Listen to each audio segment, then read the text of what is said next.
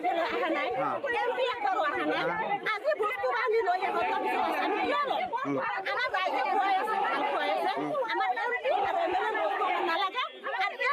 আহিলে আৰু এমএলএ আহিলে আমি ইয়াতে সোমাব নিদিওঁ